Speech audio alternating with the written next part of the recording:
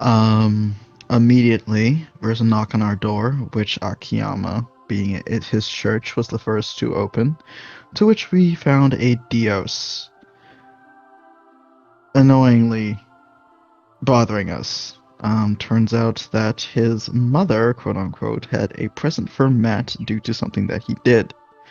Um, Akiyama went to go fetch Matt while Val and Ambrosia stood outside with the Dios to watch him. Dios and Val spent most of the time antagonizing each other, which Ambrosia was trying to cull. Eventually, Matt came out,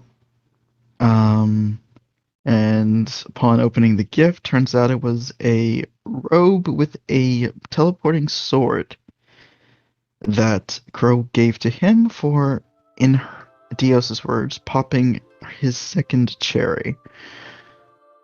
At which point, understanding more or less what he's saying, Val tried to intimidate him out, but seems like Crow was having none of that and directly rebuked that remark. But Dios eventually left after antagonizing Adam on the way out and then being ran over by a carriage. After that, the rest of the party went to have some breakfast. Matt actually pulled Robbie aside, since Robbie did call Matt by his real name, Matthias, which Matt wanted to investigate. Turns out it was just simply a educated guess. Well, not really much an educated guess, just a lucky guess. And Matt said it's fine. You can call me that. Just, I believe, was like, just don't call me that in front of the others because they don't really know. Oh, it was they prefer to be called Matt. Yeah, I just prefer to be called Matt. Yeah. Other than that, the party ate breakfast. Some shenanigans. Involving an arm. Boy actually went to. What did Boy go to do with Dios? I was trying to remember. Did he just want to tell him off about No. acting at him? I forget. He went to get Matt's hat because he Right. remembered it wasn't there when Dios came by. So he went to get it. Yeah.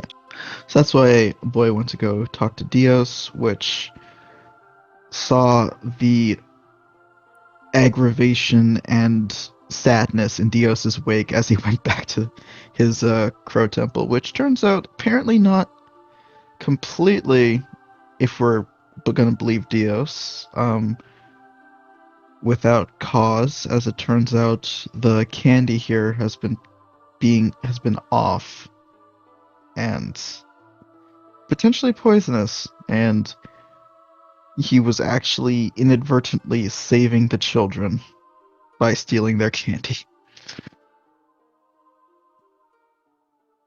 And I do believe I still believe that was just a convenient excuse. Yeah. I do believe Boy did retrieve Matt's hat in the end, right? Yep. Alright. Yeah. And the session ended off with Val getting a bit of a disguise makeover for the day by Matt. And us starting to discuss plans for the day. We mentioned stuff about Ambrosia's current situation, but didn't really go into much further detail on that. So right now we're just in the middle of breakfast and talks.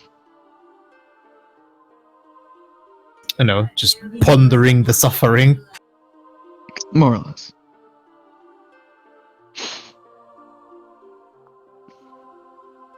Anybody else want to add anything on top of that?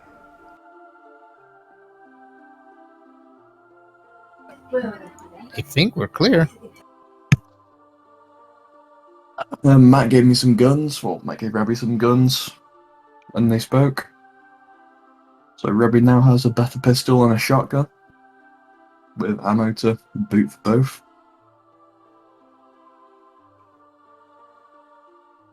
But yeah, I think that's it. So, we pick back up after breakfast. Matt retired to his room, and Ambrosia, after having to deal with the stressors of the last day and today realizing how tired they are, went back to their own room to retire for more sleep, as if for some reason they didn't get enough last night. Which leaves us with the rest of the group, as Boy, Akiyama, Miranok, Rabi, Val, Arsis, and, well, Craw, technically. Yeah. Everyone's favorite Carl's him. going to be staying with Matt. Everyone's favorite himbo. Crow, not Matt. Matt is not a himbo by any stretch of the imagination. We pick up as the main group is walking through the temple, currently past the pews, as they try to decide what it is that they want to do with today. Okay. As far as we know, the only time sensitive thing right now is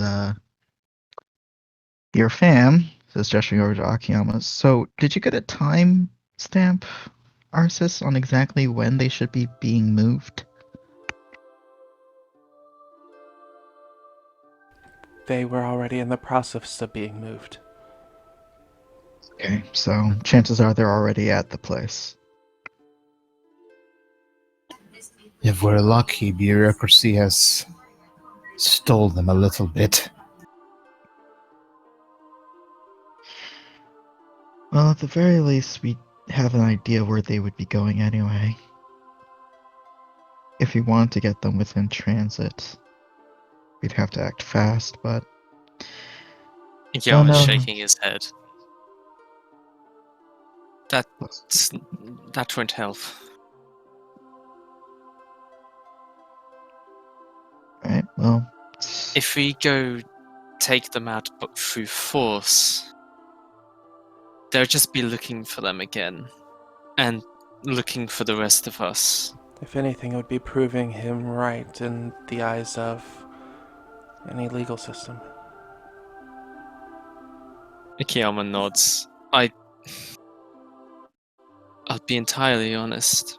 With them having captured my brother and one of my children, as well as Raiko's mother, I want nothing more than to go over there and get them out of there immediately. But We need more muscle. that is what they want and us to more do. reason to do so. And I've been trying to avoid this and hope that we could get Lindy back before anything worse happens, but I think it's about time we go and fetch Raikor. He needs to hear all of this himself. Fetch him? He's still at the hospital at the arena grounds.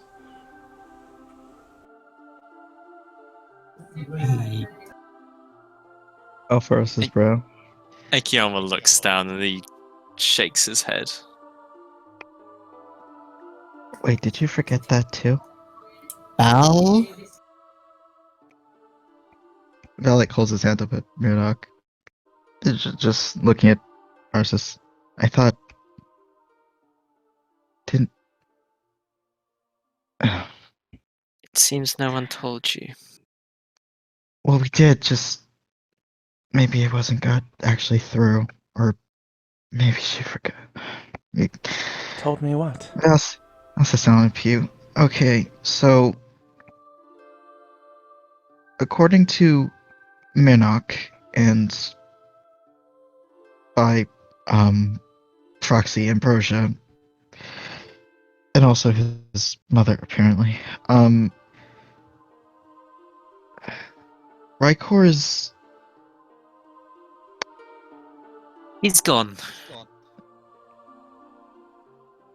They don't think he's dead, but Wait. he's... I remember this. We did have a conversation about this. Perks up. Okay, Why did I good. forget? Are you feeling alright, Tarsus? There's just many things about yesterday that are still fuzzy. Okay. It was a blur of a day, if we're going to be honest. For Things have all of been us. stressful. Right. This is a little bit of a furrowed brow at Arceus, but lets it pass for now. Okay, so yeah, now that that's taken care of, he like throws his arm over the back of the pew and thinks, I have things I want to try and do today. And he like bites his lip. Robbie, I know that, well, Minarch's told me that Grey Watchers have access to another part of the library that's not accessed by anyone else. Do witch hunters get the same treatment? Harry strokes his chin and ponders for a second. As do they not? That part of the library is specifically blocked off by not even just the library itself. This is ordered by most of the council members, as well as the deacon, as well as royal decree, because the library has many documents in there that many deem to think them unnatural, especially if used in the wrong hands. I suppose that's the question. If it's blocked off by the council.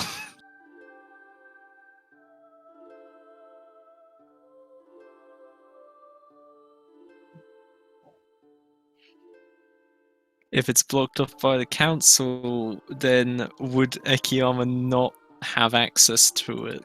No, Okay. you would have to have a 3/5 rule to gain access to it. Okay, so it's something he'd have to like go to the council and be like, I want to go in here. Am I allowed to go in here? Yeah. Okay.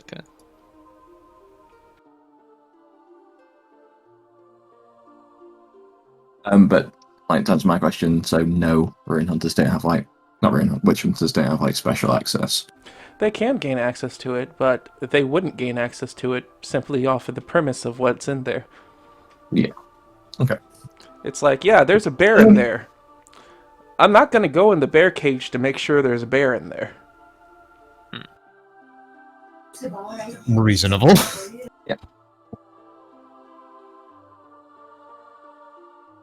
To answer Val's question, or probably not next question.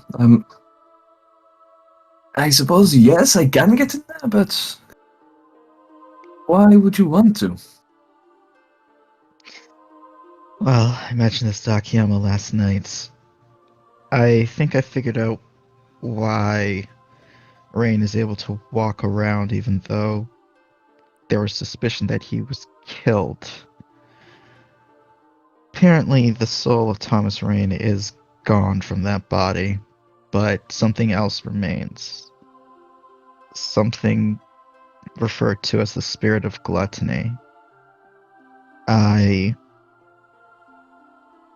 I've tried looking at the library before for other knowledges that were not easy to find, and after hearing from Mirnok about that other part of the library, I figured perhaps if something like this that I don't really know off the top of my head about, if there's any information to be gleaned from something that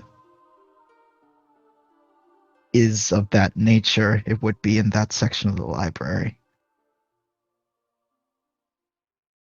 It's a dangerous proposition. Thomas Rain would be likely made aware of certain things in the library. If he is this spirit of gluttony, then perhaps he's placed a watch order on any contents. So if you go there and try and check something out, he would likely be told. It's even more simple than that. You can't just go in there. No matter who you are, you have to apply for access. And even getting into position of applying for access would at least have to be someone of some kind of standing to begin with. He's right. And I suppose with people close to you under investigation, would you asking for access, Akiyama, be too big of a request? If you In asked your me this a timeline, year Akiyama, ago, you've been denied access to this library about Yeah. 6 out of 9 times of asking to go in. I've been let in a few times in the past, but most of the time they don't let me in. A lot of the information, not so much the ones I was looking for, but most of it is very dangerous things, and they really don't like people looking at them. And, well, again, if it was about a year ago, I would say about a 40% chance that I might be able to get in. Now, I don't know what my standing is now. I couldn't guarantee anything. Alright. Mrs. Chin. Well, at the very least, the main library might still hold something of substance. Also, at one point, I'll need to talk to you, Akiyama, about something else that I'd like your help with. At some point, I'll be honest, Val, I have a lot of plans today. If there's something you need to say, better sooner rather than later. Do you ever plan on visiting, if I, like, rubs his, like, yeah, like, scratches his head, Cyrus, that guy, do you plan on visiting him at all? I don't have any reason to be visiting him right this moment, but I could. It depends on how the day goes out. Right. Why do you ask? I'd like to tag along with you.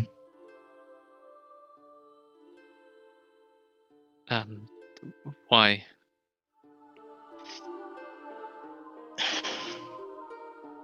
Mainly to check something out. I can talk to you about it whenever you're ready to do that. I won't rush you. It's not something that needs to be done right now. Or even today, really. If there's something that needs to be discussed, I'd rather sooner rather than later.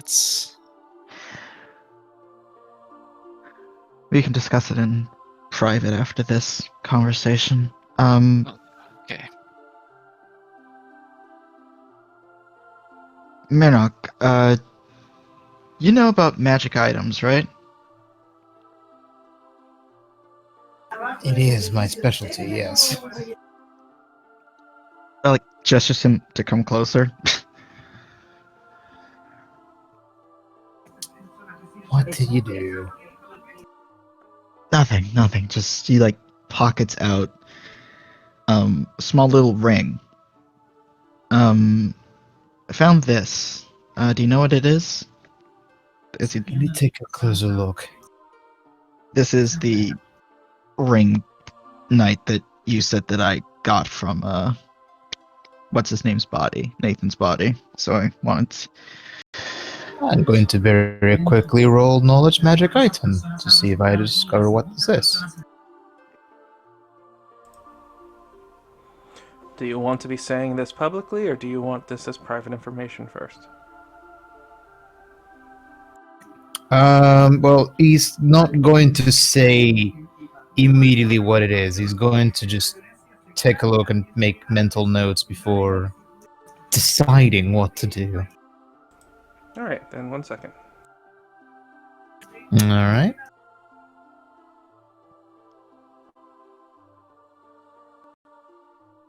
Right. So yeah, while Murdoch Murdoch's just looking takes over. the ring in question and says, "Give me a little bit of time. I'll figure what exactly is this thing. If it is a magic item, you'd be surprised how many trinkets people think are magic items that end up being just family heirlooms that just have a bit of a history to them." Oh no, it's okay.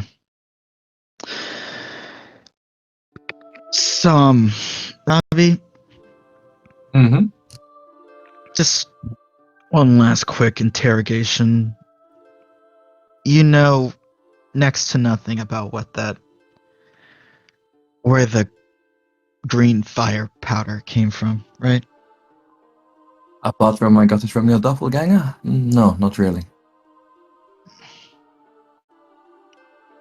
Alright. I'd heard about it in the past, and so I requisitioned it to run some experiments, but I never really got around to them. Well, I suppose that is new info. It's something that you can requisition? I got it through Demonsbane.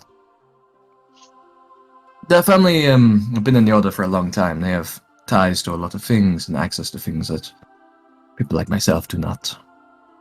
How Well, long? that's at least some information worth sharing.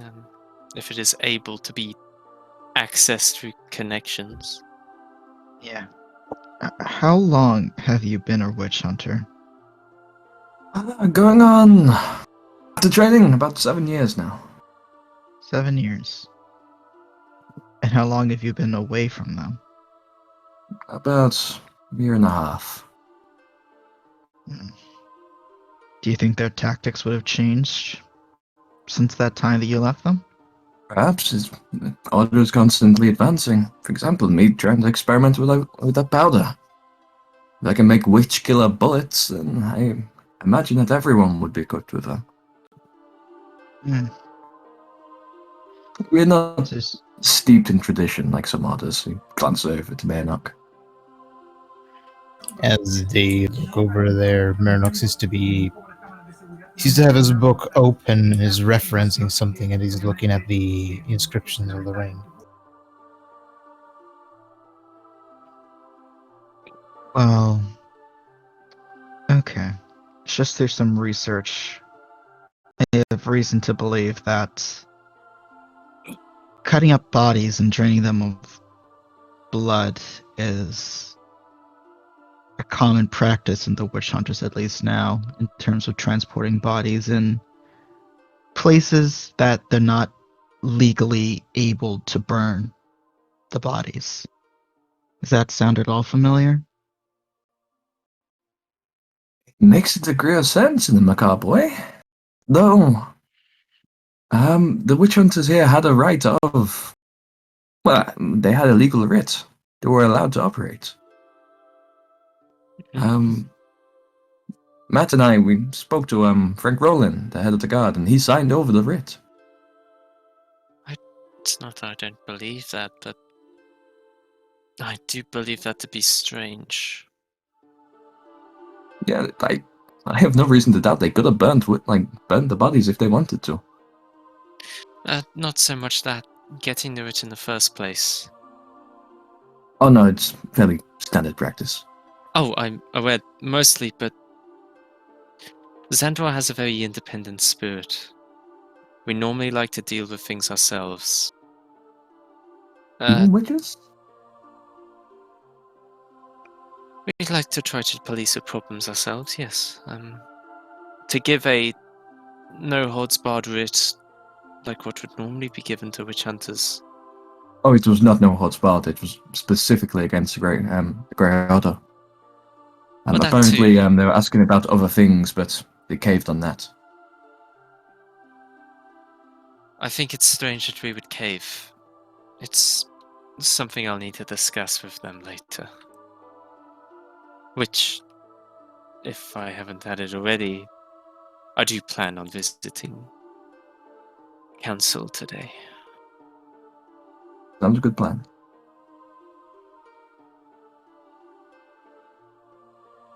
Not to beat a dead horse, but I just wanted. Is Cyrus, because we saw him at the place, is he on the council now? Or. He's not on the council. Okay, he just has ties. Alright. Hmm.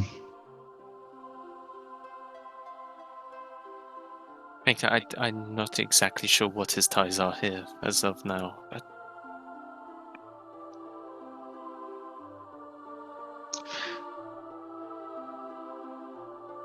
Another question, Ravi, since you know a bit about the Demonsbane family, right? Of course. I had the displeasure of serving with a few of them.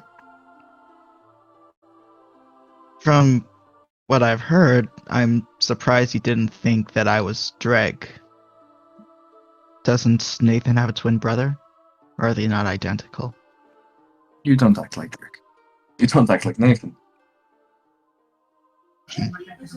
As they're talking about that, Marinok will get up from the table that he was working at and will come back with the ring in question. It's a very curious thing, this, although I suppose it makes sense for Nathan, of all people, to have had it. Oh. It appears to be made for protection against demons, shapeshifters, witches, that sort of deal. Standard, I'd say. protection how But so? quite effective. I can't be certain of the way in which it does it, unfortunately. I'd need to actually see it in action, and needless to say, I hope we never have to use something like this. Is it dangerous? I wouldn't say it's deadly necessarily towards those things it wards against, but it's definitely not something that would be good to have in their presence. Ikawa kind of Maybe- cocks his head. What? Maybe What it was made so that, you know, they could see whether the person was afflicted by one of those people, after all. What activates it? As far as I am aware, wearing it, it's to protect against those things. Ikawa nods. So those bastards had an unfair advantage. Wait, so you're saying that if he had that on him, if he was using it, he would know? It's difficult to tell. I'm not sure if it would simply tell them about the presence or if it would outright ward against their presence. Unfortunately, figuring out a magic item's properties just from the magic item itself can be difficult.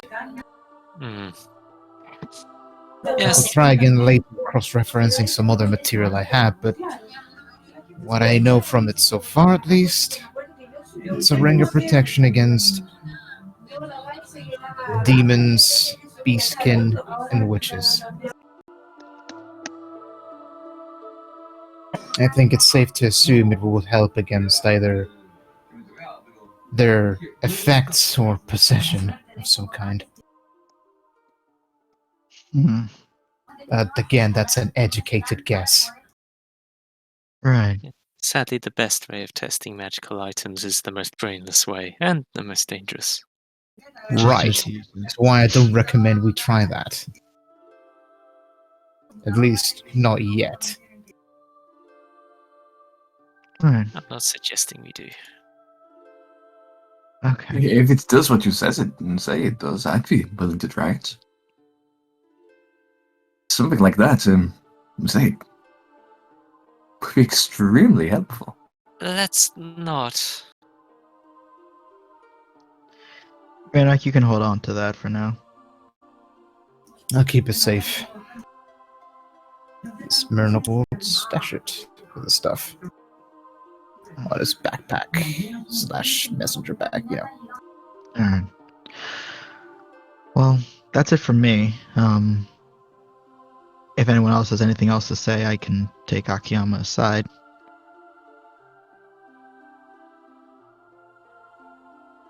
Hmm. Bernard just seems still a bit apprehensive. But not much he can say about it all the same.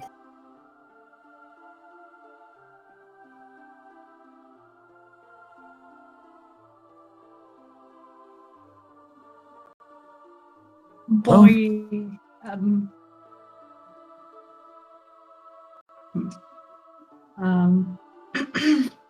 Boy looks at you guys and stares at Val. Did you say you're in someone else's body? I didn't. When did I say that? I didn't say that, right? No, you didn't say that. Okay.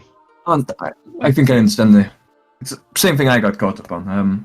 What? Val here looks a lot like an individual called Nathan's Demon Spain.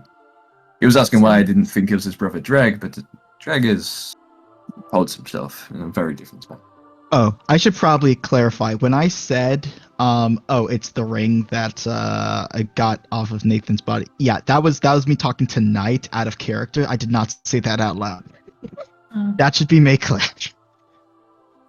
May not Wait. when I said it out. So the ring can see if there are demons around?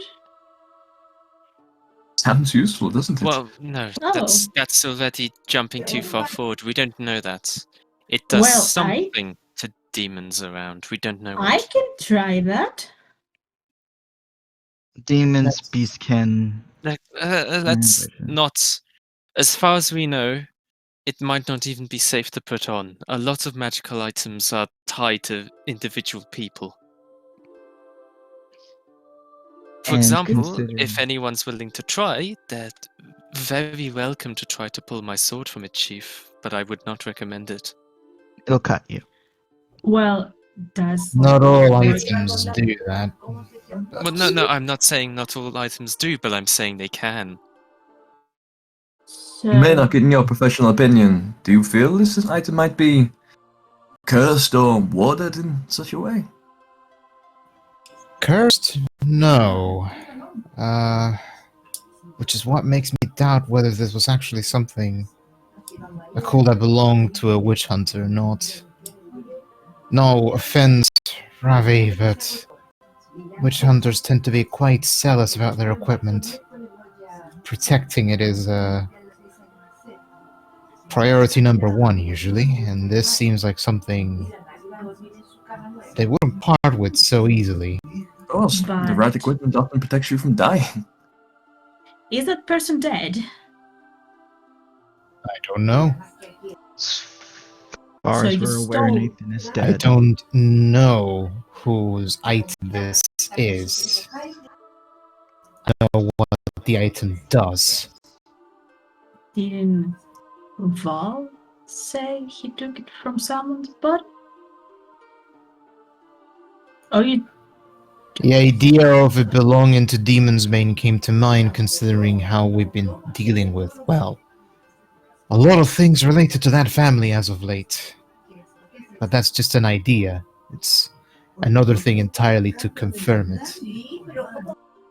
As far as I know, this is a ring that protects in some capacity against demons and or the variety of creatures.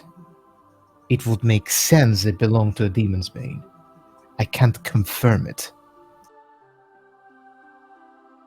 Explain their success over the years.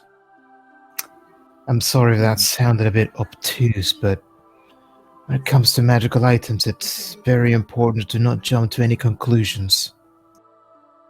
Well, that makes sense. Bottom line is, boy, we should probably just leave it alone for now until we know all of its properties. It's gonna take a while for me to be able to figure everything out if we were this slow way. The slow way is also the safest. believe it may be a priority. If the Hathor Arum is correct in believing he was possessed or manipulated by the white-haired lady on the lake, then perhaps we are possibly all,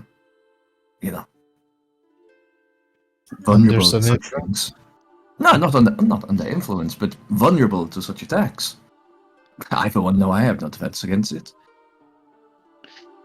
Do you What? I am not a magical person. I'm a guy with a gun. just surprised the witch hunters don't train for such things. Oh, we do. I'm mental barriers I can construct with ease, but I'm a dedicated enough force. I try and stay back and shoot them from a distance. Mhm. Well, so do you understand that, boy? I do not, but I kind of trust you guys. So far, you're Oh. nice. Don't worry, if you ever have issues with these things, just let me know. It does help keep my mind off of some other events.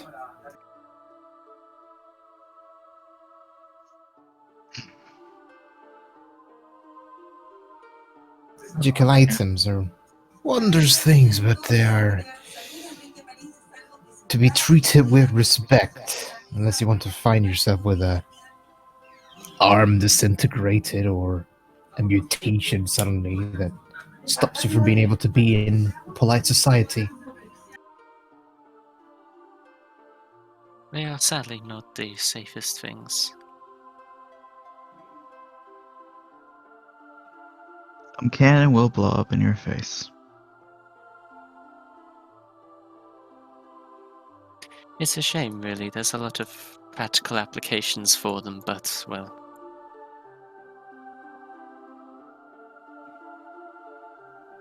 For example, an amulet that might keep someone warm could also be used to burn down a building. It's complicated. That's why it's best not to mess with magic. Uh, Science and technology, it's far safer. With proper training, I'd never see the issue. The door opens from the church, and one of the council guards would rush towards Akiyama.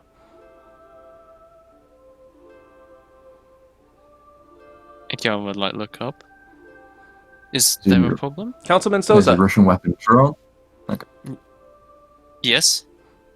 there is an Akiyama emergency would meeting probably- to be held today in approximately 2 hours. Your presence is required. Oh, right. Okay. Yes, I'll be there. Thank you. He does a salute and quickly turns on his heel and begins to run out the door. Akiyama will probably turn to the group at one point. Well, that answers one question. I am apparently still a councilman. That's good to know. Why are they having an emergency meeting now of all times? A lot of shit's been going down. Don't see why not. If I was to be optimistic, it would probably be that they've noticed that people loyal to the council are being targeted and attempting to be killed, but that would be too good for us. Oh, shucks. Hope for the best. Prepare for the worst. Speaking of that, how long does it take to get you to the council place, Akiyama? Yeah, about 30 minutes. Mm. And if they're getting an emergency meeting, I might want to get there a bit early just to get a few words in, not to get caught entirely. I haven't seen them in a while. I'd at least like to know what I'm walking into. Gotcha. Alright, well, can I have that quick aside with you right now, then? And, of course. Thanks. You too? The three? He like nods to the three of them and heads off with Akiyama. And once we're away from them, Val would just say, okay, I want to go with you to Cyrus because I need to confront Electreza. Confront her about what? Everything that's being said. The fact that she's a witch, the fact that she could have killed Nathan. I can't say I completely trust Robbie, but I can't exactly completely trust her either, so Wait, she's a witch?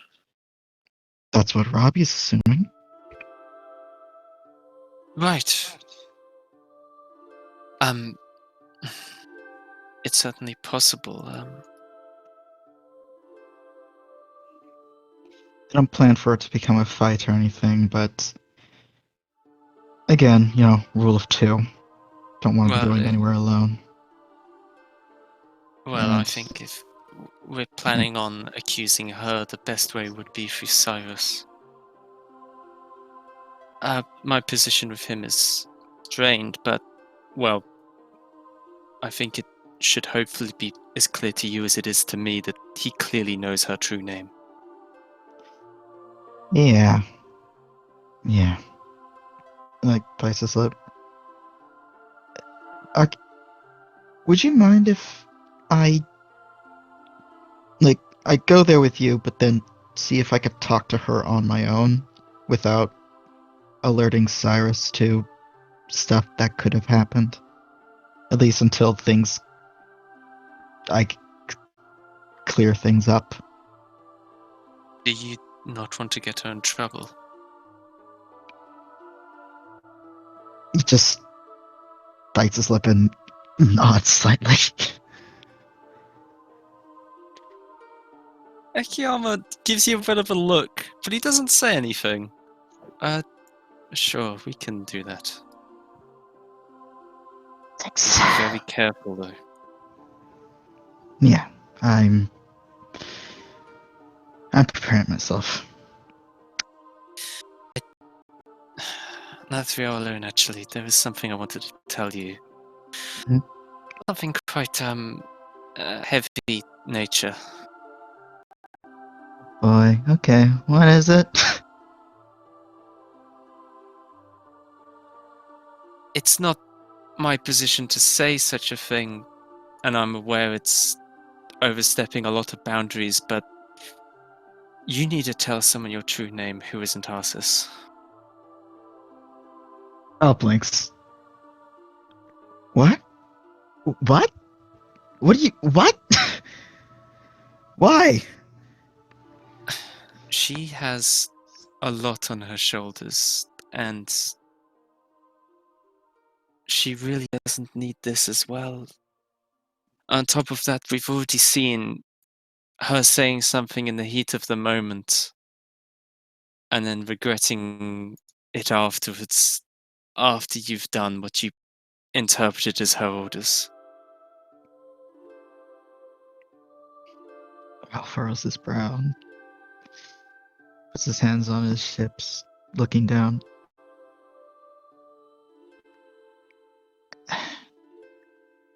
At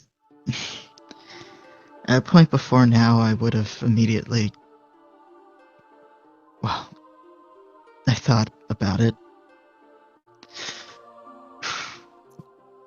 But she's learning. She's getting more confident, and some of the things that she says, some of the things that I question aren't actually...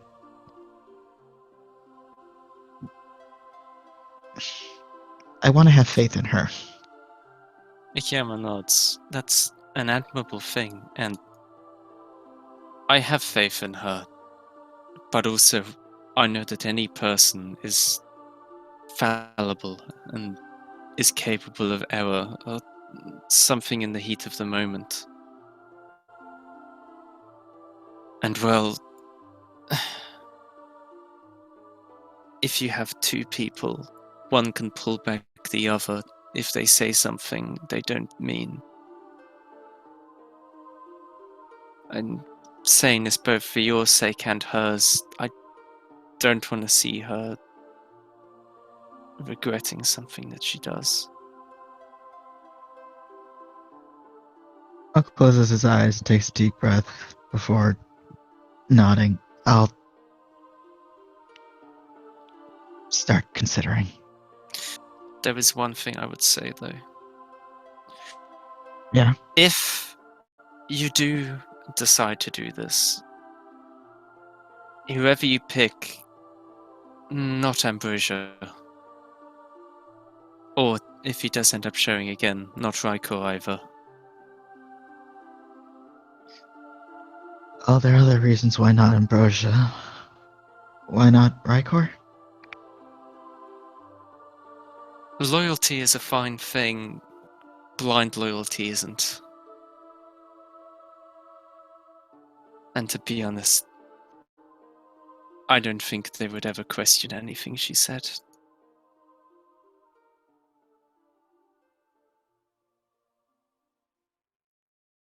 Rykor had his moments, but He did. He did. I'll think about it. Okay, I'm not. That's all I Thanks. ask. Cool. Alright, well, I won't keep you with your meeting. I got my own things to sort out. He snaps his fingers as he thinks. What was it about the Velda Harlem book you wanted to know? Just wanted to know where it was? There's 2 other books. I wish to know where they are, and I want to get my hands on them. Right. 2 books with the collection of the one that Rain had, right? Yes. I don't know which is the one I need. Okay. You want the Sapphire one, basically. I want the one that involves the sapphire, yes, but I don't know which one that is, so any of them would be useful. Alright. If you're on your way out, tell them I'll be there in a bit. I gotta sort something out on my end. Just in my room. Won't take but a few minutes. Alright. Well, just gives him finger guns and walks away to his room. He is going to commit another spell again.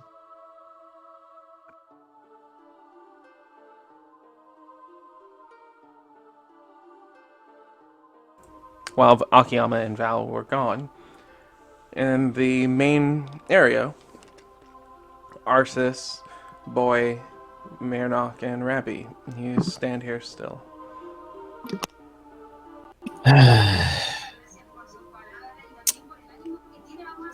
On one hand, I want to ask what exactly could be taking them so long, but on the other, I feel the less we know, the better. If they wish to tell Enough, us, just then they will talking. tell us. You're starting to sound like Akiyama. Willful ignorance is never an excuse. But delegation of It's never- information is sometimes you need it. One way of looking at it, I suppose. How are you all holding up so far? Sufficient enough. Splitting headache, but manageable. Are you still injured? I did. I believe I got hit over the head with a shovel yesterday. So, yes. You're telling me someone went up to a witch hunter in sabbatical and they just bonked them with a shovel? And then stole a body I was burying. It was terribly rude. Also stole my coat and a few keepsakes. Yeah, I believe I told you all about this last night. Last night was a bit of a blur, to be fair. I'm still processing things. I No, saw I a may have couple of imagined it. shadows coming in at night. Was that you and Mirnock? Yes, we went out for a walk. We needed some air. after what happened to Frey. Are you okay, And Mary? it's not safe to go out alone.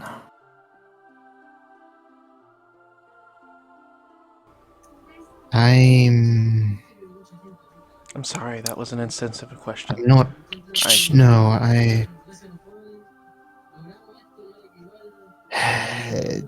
you kind of have to prepare for losing friends as a Grey Watcher. And I will be lying if I didn't admit it has happened before, but it never gets any easier. And I had a long history with Frey. I hate to think about it, but he seemed to hate me in his last moments, and I can't say I outright blame him. At the same time, I know that there's probably a version of him that will have made fun of me for thinking about that too hard and not trying to fight back at whatever caused this. Around this time, Mirnock, you start to progressively notice this budding tension in your brow. Just pressure on the side of your temple. Ernok wouldn't really mention that as he just rubs his temple for a brief moment. I understand. I'm still not...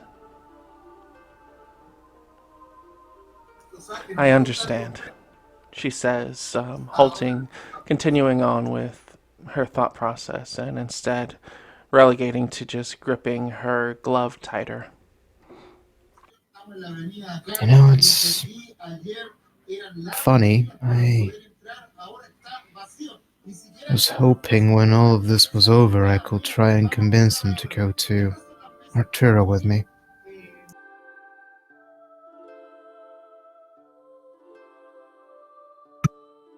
Well, I do hope Guess that he not. finds a better place.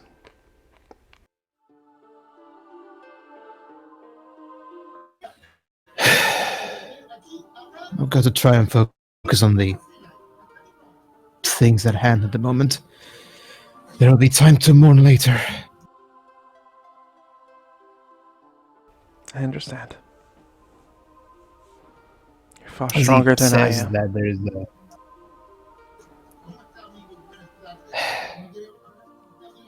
I'm not really. I simply have more. I've simply lost a lot of friends in this line of work. It's always difficult, but you've got to roll with whatever happens. That said, if I find whoever did that to his body, just give me some time alone with him.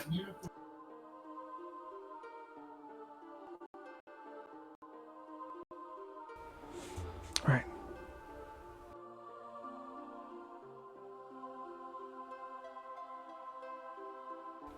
Of course.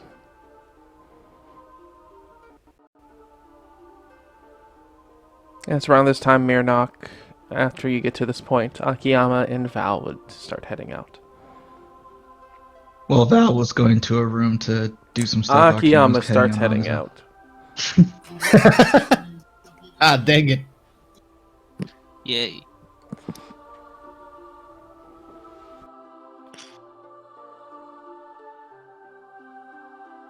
Akiyama, Right. could you tend to Rabbi, please?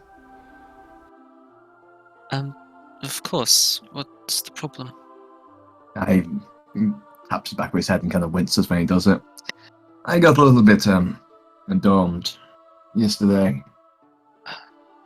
Hit in the back of the head? You see the Hey, with a largest shovel. Oh, knot you've ever seen on the back of Rappy's head that you can't even understand how he was able to turn his head all this time since you guys have been talking. How have you been walking around? Oh, in excruciating pain, but I had work to do. No. This is beyond excruciating pain. This. How many fingers am I holding up? Somewhere between 1 and 4, I'm assuming. This probably kind of blinks at your hand. It's 4. You shouldn't even be conscious. This is beyond concussion. Oh, it's fine. I slept on it. I'll be alright. You don't want to sleep on that. No, I'm fine. Do you understand what internal bleeding means? Oh, yes, but that's where the blood's supposed to be, so it's okay. Right. Just stay still, completely still. Why? Is there something on me as he starts looking around? Witches move. Witches move? That is true. Witches don't move. Are you a witch? No. Then don't move. Shit, he's got me there. And yeah, I was gonna roll a stabilize on this son of a bitch. Some kind of like salve. 57.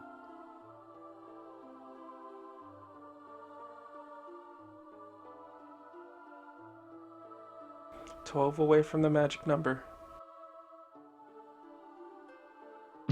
Yeah. I won't have any of that, thank you very much. And then half magic, which is 30. Never forget it. Ambrosia knocked There the you go. shit out of Rappy. Yeah, Monarch gets 57 health. Or whatever. I got it. They've kind of been an inseparable duo. They've merged in my Mirnoff, mind. the one damage that you had gets healed by 57. No, Monarch he'll be shit. That puts me out to blood 8. Good enough. Oh, quite nice, actually. Thank you. Tingles. Don't go getting yourself hurt anymore. That's What's to not live a by? good injury. As you begin to look over Rabbi's body, you notice that he has actually an abundance of wounds that haven't been properly healed. Broken bones, splinters, things that should be causing him discomfort, but visually doesn't seem like it's doing so at all. So there's like a few like burn marks, just like over cuts and stuff like that. Are you sure you're alright? Oh, yeah, it's quite fine. There's lots of injuries here. And well, to put it bluntly, a lot of these are either poorly treated or not treated whatsoever. Oh, you don't always have time. You know how it is. Well, the infection always has time, and between you and me, I think you should rather try to avoid gangrene. That's true, yes, and that's good. But, yeah, drugs. It hasn't got me yet, so I'm alright. That's not how that works, but No, it's fine.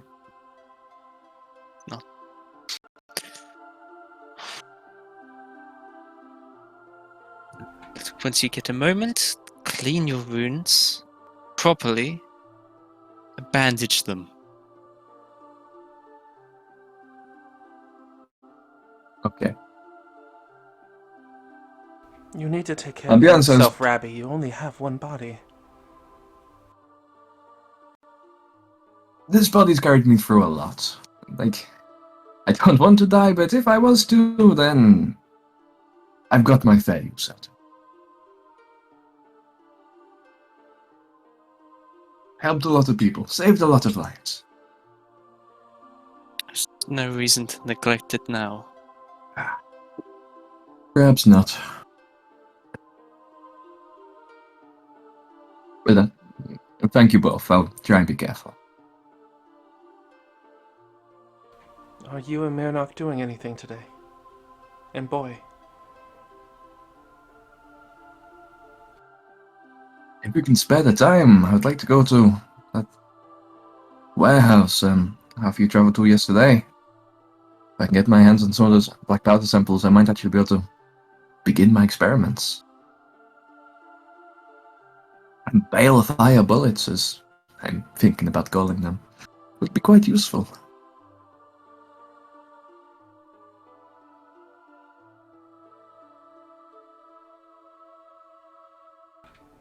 Monarch? And also, Matt was kind enough to give me some wonderful guns that I'd like to go with. Monarch?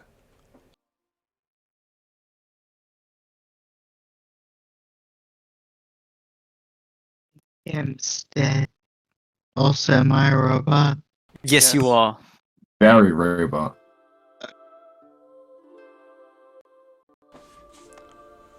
Boy? You have entered the robot.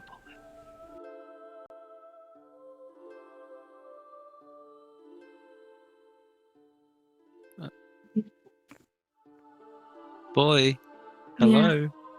Give me a moment. Um, Boy would just shrug. No, I don't have anything to actually do today. The one thing I wanted, I did. Though my arm still kind of hurts. So, there's that. What is wrong with your arm? Is it After an injury? I got a bullet in my arm, You got shot. and yes, Welcome to the club. thank you. But yes, I feel like yesterday was a lot. If you come over here, I can replace any bandaging and Oh, yes, I would appreciate it. Thank you. I mean, we were in the middle of the fight when you tried to help me with that. I've gotten very adept at quick bandaging jobs. It's a useful talent, but I admit it's not exactly something I wish I was good at.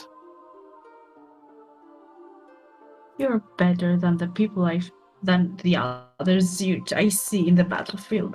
Like, not actual battlefield, but around the hospitals and things like that. Well, before all this kicked off, the most we really had to deal with was the occasional drunk who got a bit violent. Which occasionally that could get quite bad. Glass can cause serious hemorrhaging. It's very unpleasant.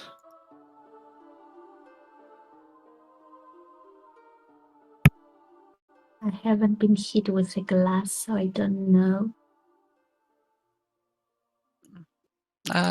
Neither have I, but I've seen what it can do. I would recommend avoiding it.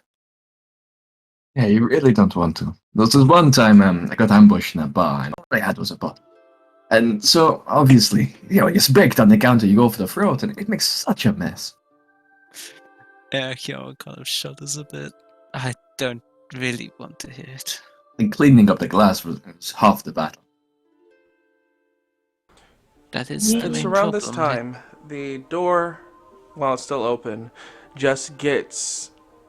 There's a shadow that appears in the room as if something's blocking the way of the doorway.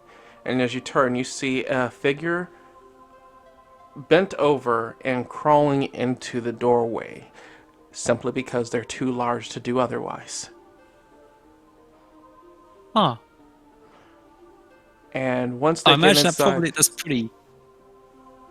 Go ahead. Probably a pretty big door as well. So I imagine they are very big.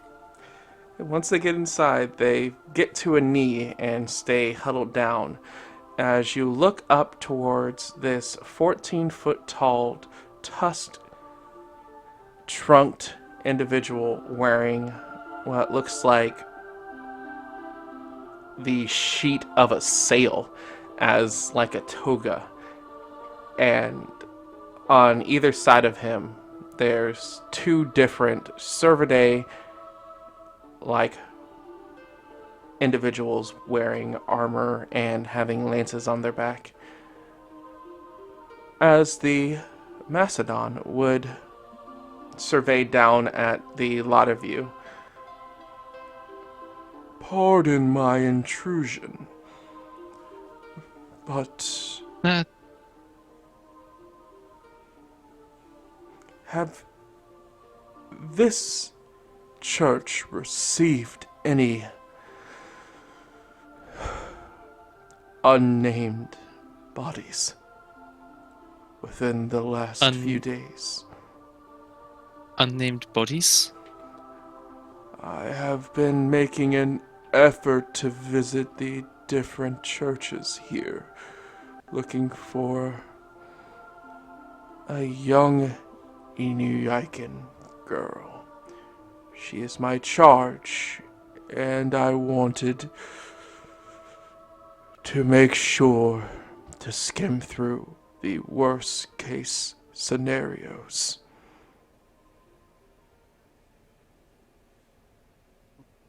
Could you describe her, please?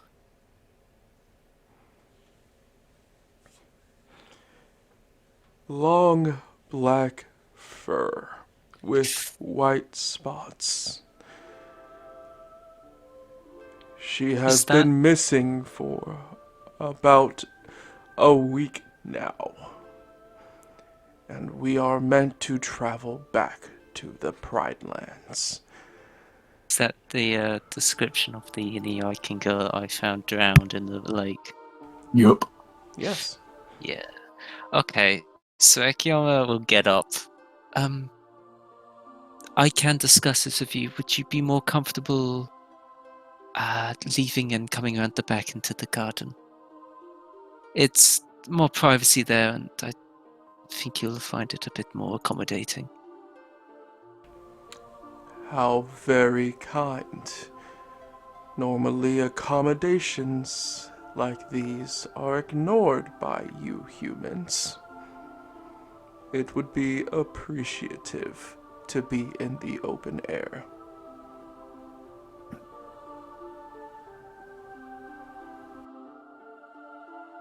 Akiyama, so he is speaking in a bit like kind of broken common, right? A bit. Akiyama will respond in Scaran. I understand. Not many places accommodate for those different to human sizes and shapes.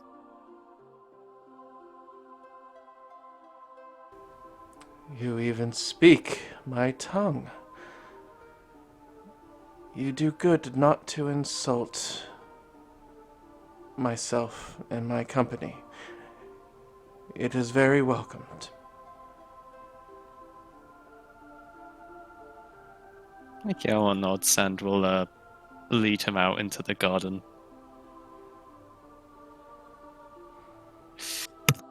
Are any of them armed, like the Macedon or Sevde? The Macedon is Yeah, not they- armed.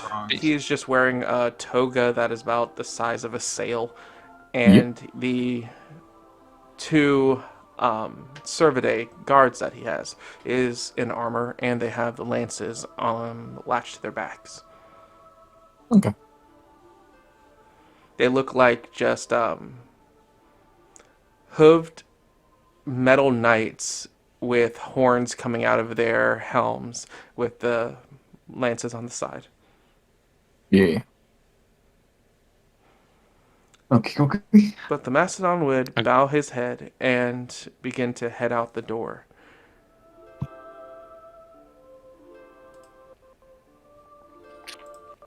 Alright. So For a boy Oh, as go well. on. Since you're a beastkin, you would be aware of this and would honor this as well. The Macedon to beastkins are basically like the kings and queens of beastkins. So, seeing a Macedon here, for one, is rare since there's so few. But it's like having a personal encounter with a respected king or queen in the flesh. Even the hives and the hive leaders respect the authority that Macedons hold.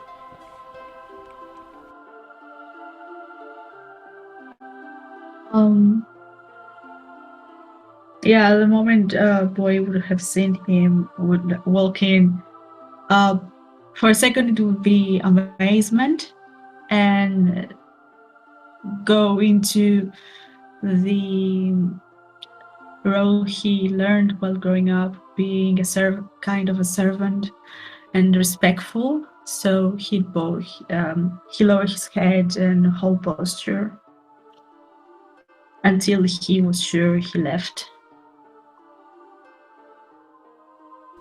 Does boy wish to leave him alone with the human that he has encountered, or does he want to go Akion. with? Yeah, Akion's totally human. If Akiyama asked me to, he would follow. Akiyama, Akion won't stop you, no. I'm giving you the puppy eyes. Please ask me. It is hard to ignore the puppy eyes of the fluffy moth boy. You can come along, boy.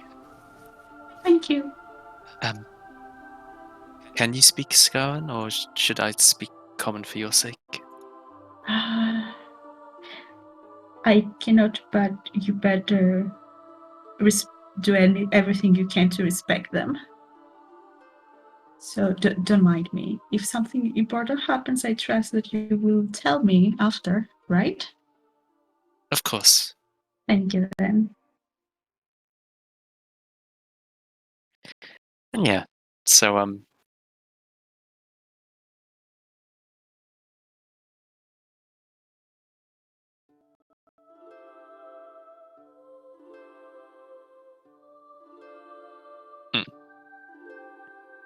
So yeah, Akion's once they get round into the garden, I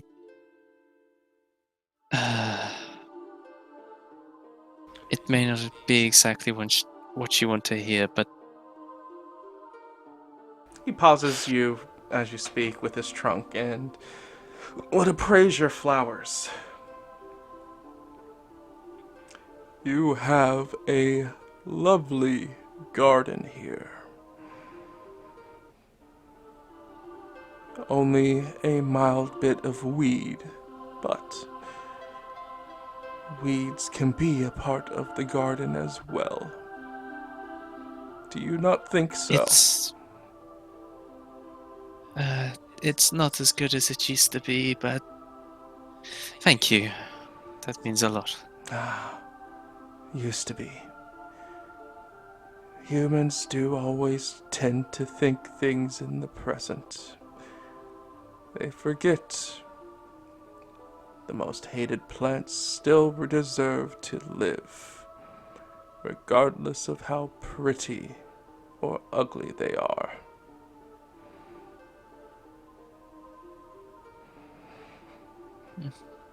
He'd lean back up after praising the garden and using his trunk to just pat one of the weeds there and turn his head to look at you, which is this massive elephant-like face. His horns are adorned now in the proper light you can see with multiple different jewel bands that reflect the sunlight, and his head or ears are equally covered in multiple different sets of rings that jingle with the wind. His entire head seems to be ostentatious to that degree that it's almost like he has a halo of sound and light appearing around him while looking down at the two of you. Though, beyond that halo, you look towards his eyes, which seem to be sunken and obvious of wear and tiredness, as it has seemed that this person has been on probably a long journey trying to find this person. And the eyes that he gives you is one that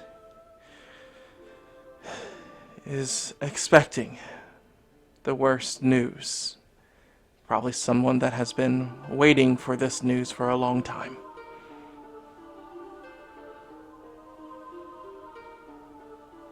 The church itself has not received any bodies recently, but yesterday, I was out by the lake and I saw a mysterious chain which I pulled up, and I found the body of an Inuikan matching the description that you said.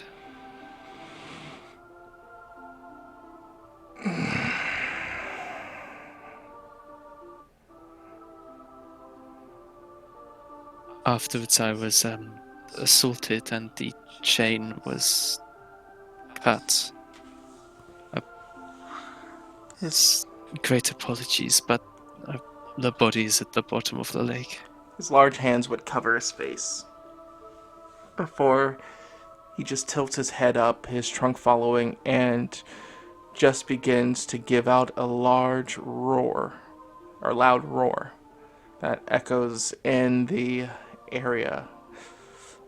All the noise of the morning time is deafened with the cry and wail of this hurting creature.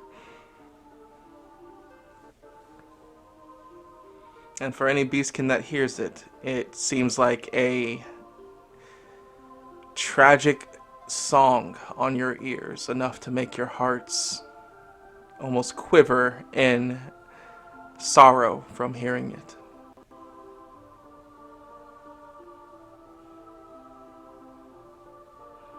And after the percussion goes for about a minute, his trunk would fall back down.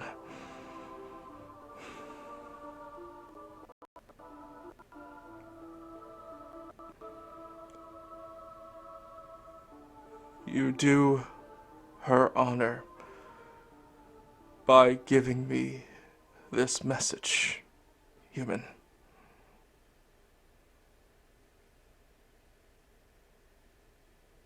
I'm sorry I didn't have the news.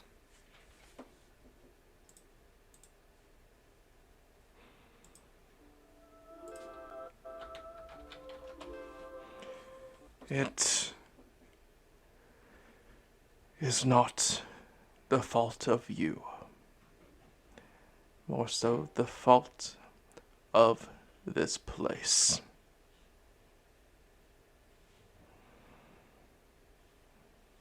I should have never brought her to this damned city.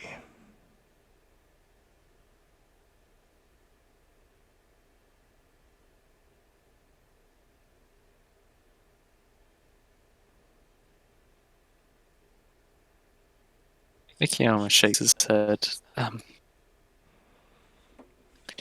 If it is at the fault of the city, then it is my fault. I may have been absent recently, but I do have a seat on the council. In my absence, the place has fallen significantly from what it once was. You are one of the leaders to this tribe.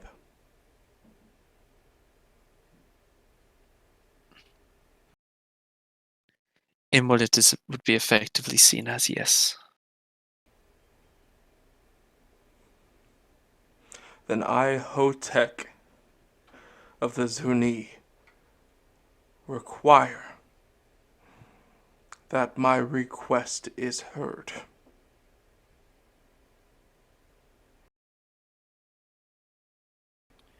Find the killers. Find those that would hurt my adopted daughter.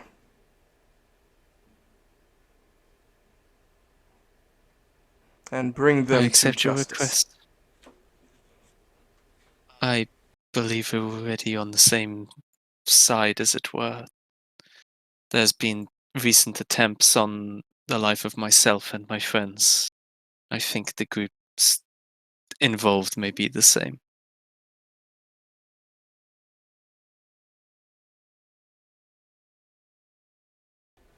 and tell your queen that her words were not honored. My people will not agree to join her campaign. Queen? I'm sorry, I think. The Abaddon that you call Deacon. Ah.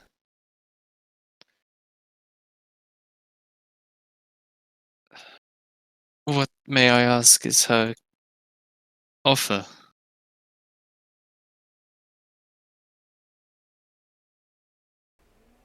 Protection, which she has failed at.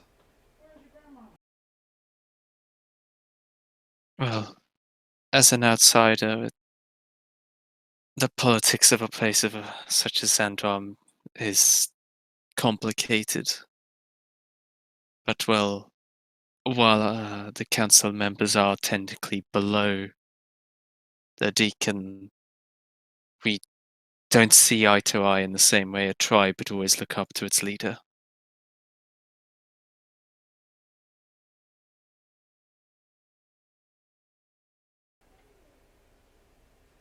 She's our leader by technicality, but we do not enjoy taking her orders. Careful, human. A leader is a leader. A queen is a queen.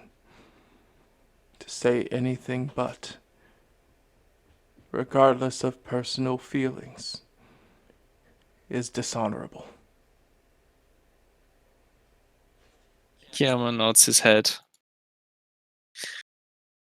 But a leader of a tribe must be brought for justice against any wrongdoings against their own tribe.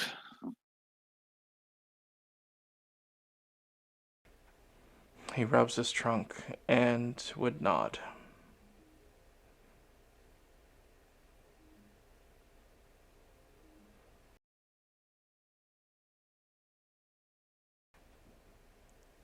Your words here have brought me sorrow, but has also brought me truth.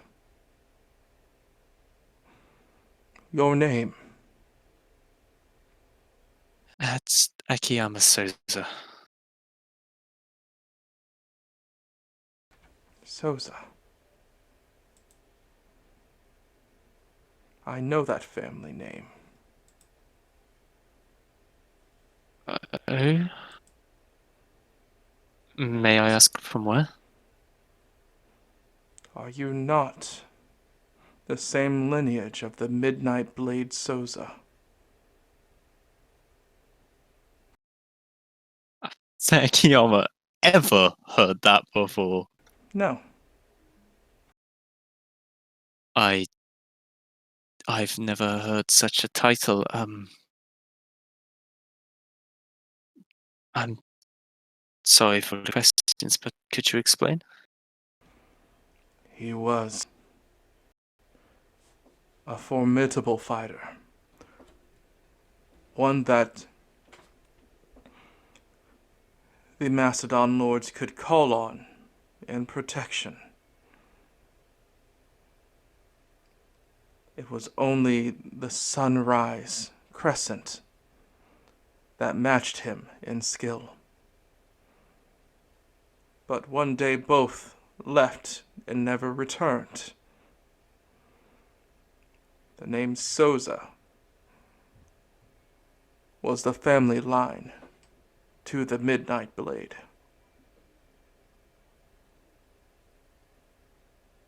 How long ago was this?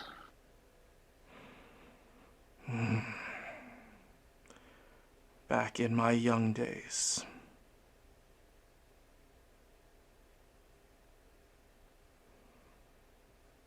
This Midnight Blade, they wouldn't have been known by Ozawa, would they? That was his surname.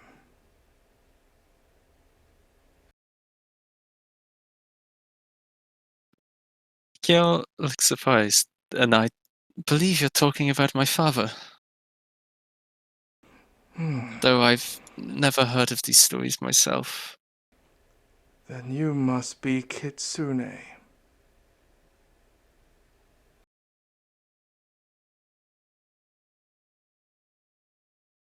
Akiyama looks surprised a bit, but he's trying not to let it show, and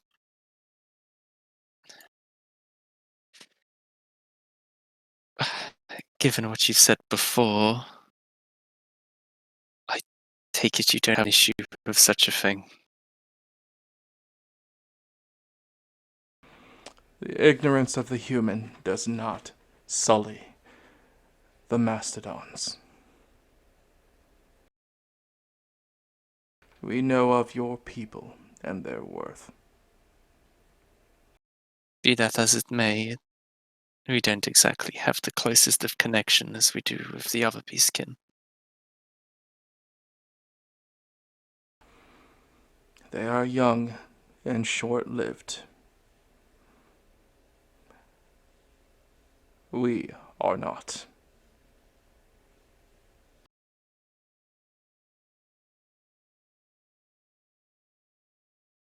Akiyama nods. That's good to hear. Thank you.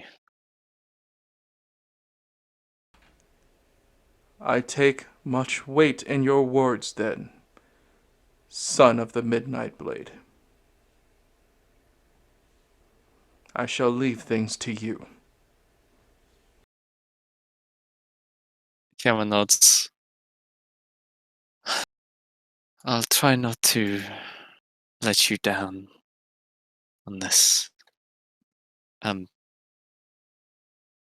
If there is anything to further discuss, or if things have been dealt with, where could I go see you? We are leaving this place.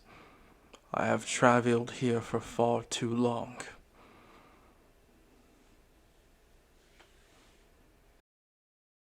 Right.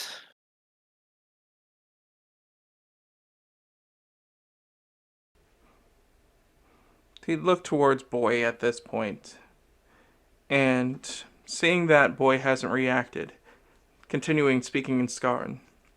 Raise your head.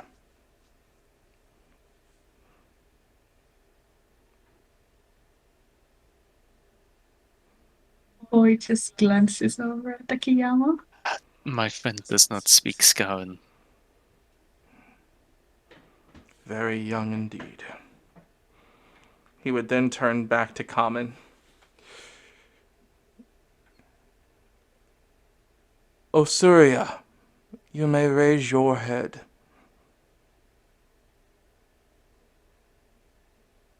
He pauses for a moment and slowly looks up. Your people have lived a very proud life. You do not need to bow it in my presence.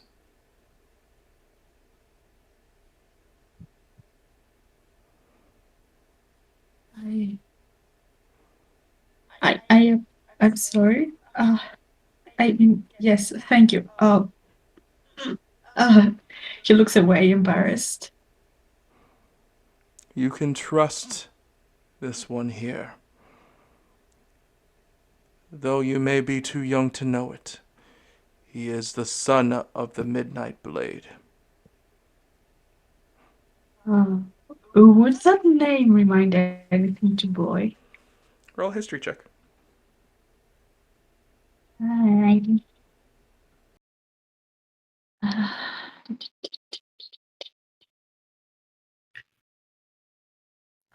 Do I even have history? It'll be knowledge history. Alright. Knowledge. Wait, what? Oh, yeah. Bruh. Oh, that's fun. It means nothing to you. But he seems to speak with confidence in what he says. Boy tries really hard not to show that he doesn't get anything. It's just sad, but nods in agreement. I will take your word for it. Yes. He's my friend. There was a crime dealt here, and a daughter of mine was killed. The Midnight Blade's son has taken upon him to hunt and bring justice to those that offended me and my kin.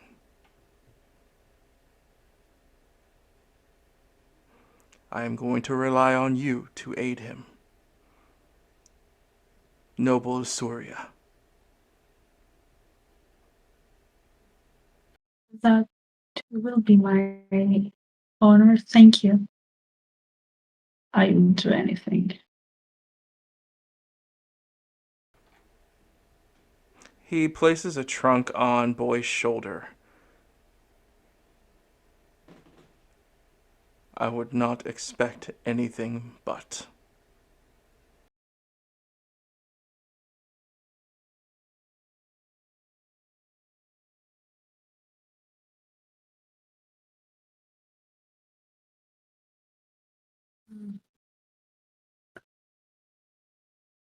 He tries really hard to balance himself and nods once again. Removing the trunk, he would then turn to Akiyama. We set to leave back to the Pride Lands. I do hope to hear message that justice is done swiftly. Farewell, Midnight Blade's son.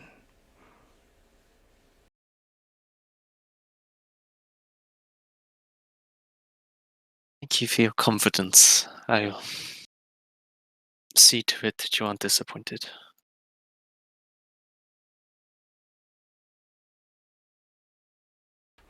He begins to turn to leave away. Do either of you bow as he's leaving? Akiyama wouldn't have, but having heard what he's heard, it feels right. Yeah, Boy will bow.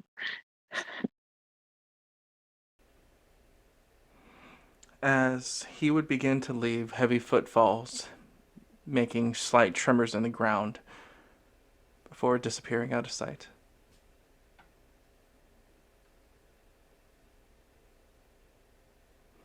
As Arceus would come from the doorway.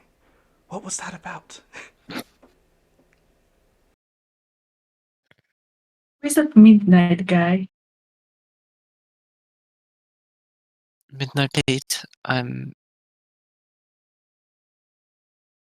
we'll get that in a moment. He was here about. Do you remember what we discussed about the lake yesterday? Yes, Do you remember the body we mentioned? yes. That was an adopted daughter of his. And who is he? Well, as a mastodon, it puts him at some importance and power That was a mastodon? above. I've never seen one in Yes. person. Oh, right. Yes, that is a mastodon. That's quite frightening. Not typically violent. Still felt like his existence was a pressure in the room. They're quite renowned for their ability to command authority, but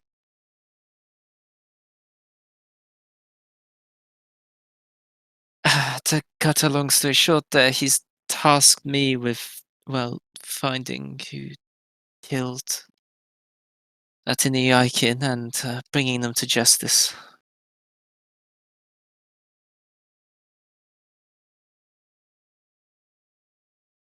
So, I will be helping.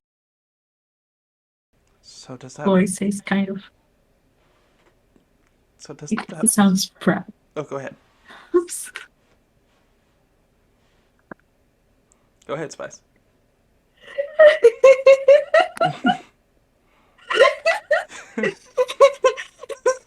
Fuck, I'm having a fever. Boy seems really proud.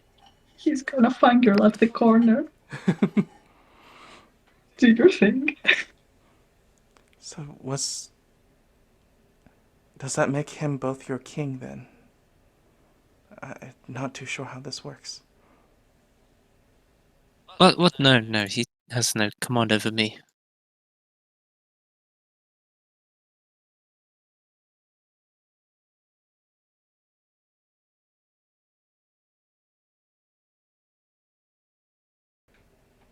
Does that mean he's your king then, boy?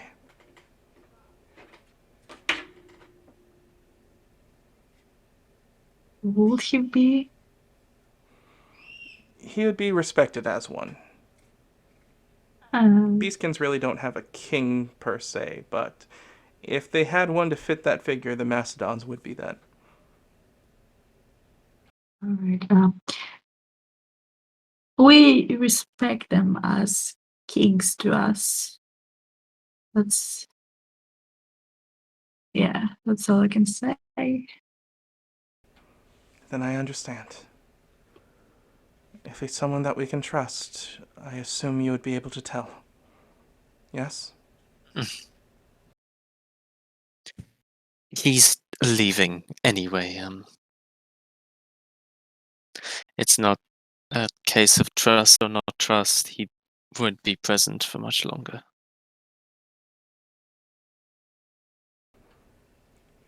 You don't think that he would help our cause? He doesn't really seem to want to have much to do with this place any more than he has to. Then maybe I should speak with him. Akiao kind of shakes his head. I wouldn't recommend him. Wouldn't recommend it. Why not? He's just lost a daughter. I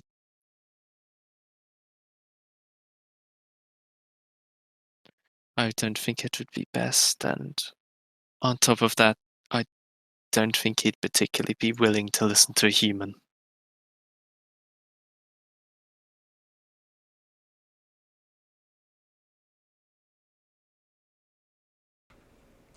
Arsis tries not to verbally react to that, but you can tell off of her body language that hearing something like that offends.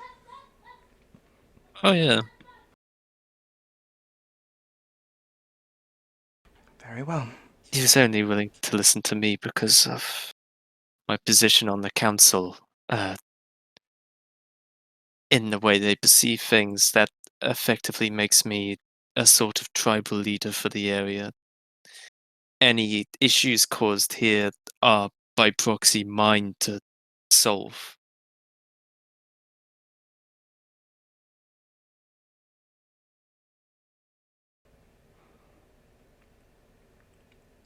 Otherwise, I think I'd be safe in saying he wouldn't give me the time of day.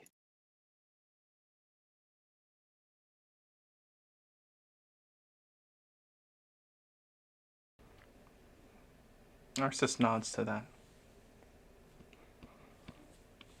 But then looks to Boy as she notices Boy's expression would not, and then would stop having such a stony expression and turn more into a calmer one with a smile. You seem excited, she says to Boy. Yes, it's really a big deal for us to even be in the same area as them most of the time. Like, it's the first time seeing someone like them. And I believe my queen would have only seen them a couple of times too, so I'm as good as her. They are a rare sight.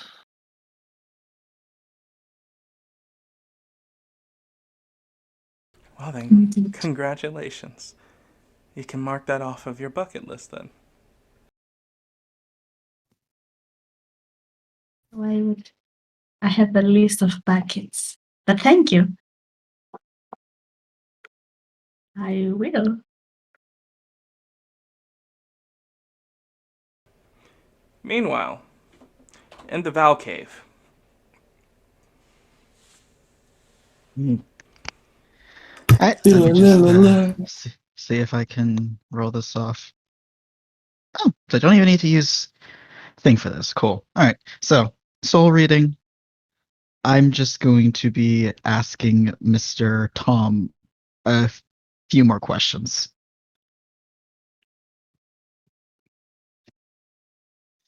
So yeah, sitting down in my room,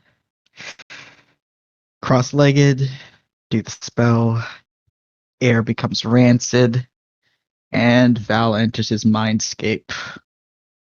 And looking up at the tall pillar that Tom resides in, heads over to there. What's up, Tom? Okie dokie.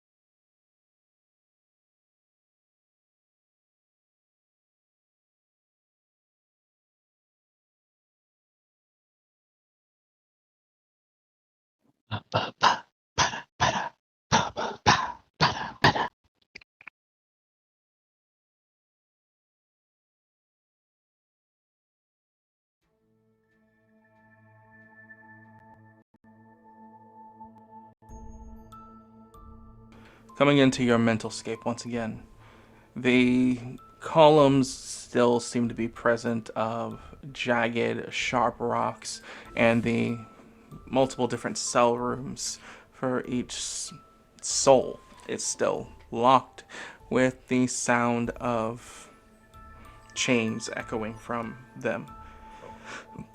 Eventually, you'd appear in front of Thomas, the seat manifesting below you, as his spiritual body is left on a hanging pedestal in front of you, chains allotting over his face and only slightly moving out of his mouth as you beckon for him. Let me out. No can do, Tommy boy. Got some more questions for you. Ready to answer? Fuck you. Yeah, I thought so. Says as the snake chain starts coming out of the wall. So I remember this wasn't very pleasant for you. Do you think it'll get easier? It seems like you need me alive to do that, don't you?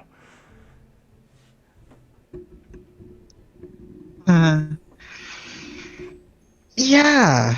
Yeah, I suppose so. Well, then it'd be a shame if I bit my tongue off. Yeah, I suppose it would be. So now I call the shots here. If you don't release me, I'll end my life right here. Well, like, pretends to ponder that, scratching his chin. Maybe. Maybe.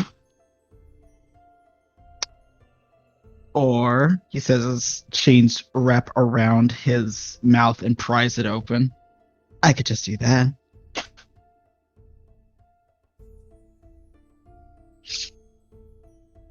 He begins to thrash and struggle, but seemingly helpless against your chains around him. You can't exactly speak like that, so I guess the chain's going in. He says to see snaps his fingers, and the chain does its thing, going down his throat to talk for him.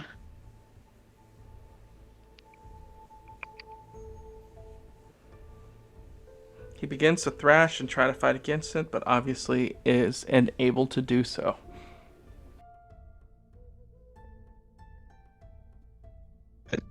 Now, with the chain embedded, got a couple questions for you. One, that book you had me going after. I found out what it's about, so got a question for you. The Velda Harlem book on the sapphire. Do you know where that is? The end of the chain with the snake head would hiss, would whisper, "No."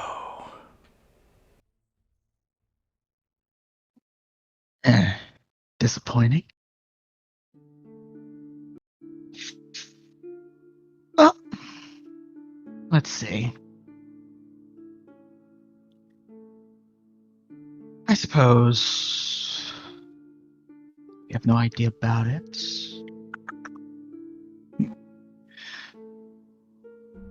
What do you know about the sapphire?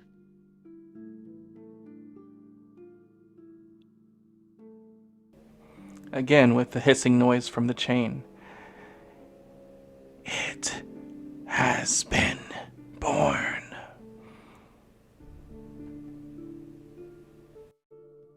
Okay. Tell me what I already know, but okay. Alright then. Well, that's enough of those questions. Last one. Since, well, I got you here, might as well ask. What is the deepest secret you know about King Lognarin?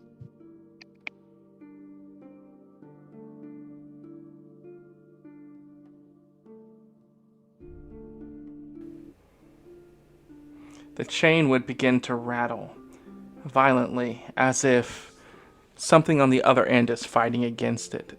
But it begins to hiss and whisper, "The deepest secret of King Lognarin is..." Yes. As it violently looks like the chain is being forced out of his body. Did I try to push it back in? Fighting against the force, inevitably, there is a standstill where it's enough time to get the snake to speak the truth. Is that he is not in Flamekeep. Before the snake is violently thrown out of Thomas's body. Yeah, Val takes a few steps back, a bit winded.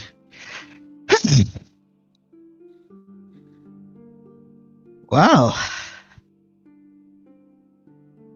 That's something, he says as the chains unwrap from his jaw.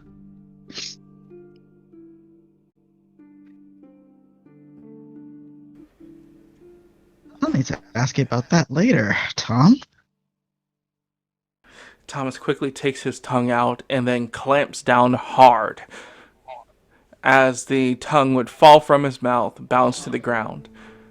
But expecting gore, instead he's met with surprise as there is no blood. His tongue is separated, and yet no gore comes forth. No end.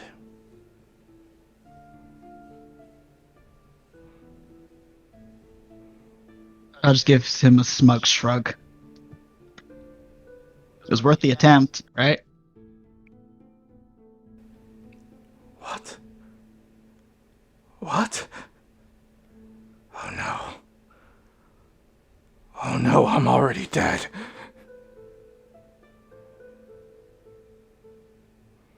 Val just claps.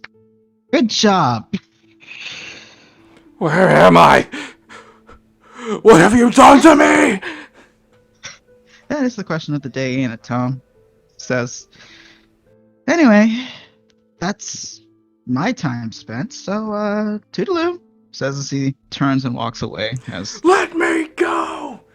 Let me go! As the sound of chains wrapping him up can be echoed before Val walks into the camera.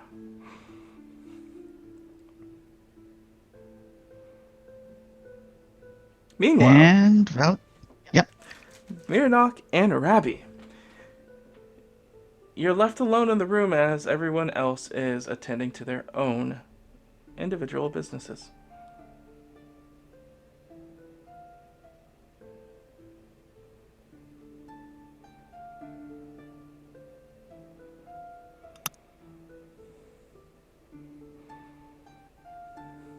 So, my grey-handed friends, what is your plan?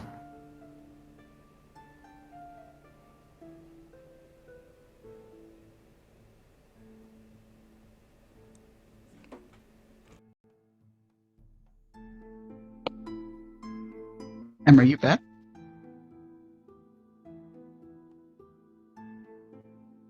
Bless you. Em? Emily. Lost the boys.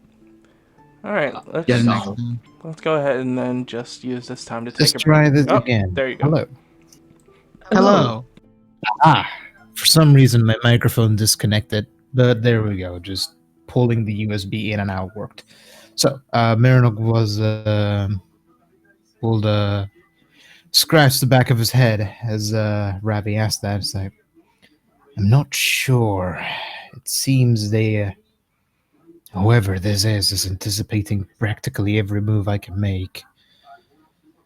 As annoying as it is, I feel the best course of action is going to be letting someone else decide. Someone they can't predict.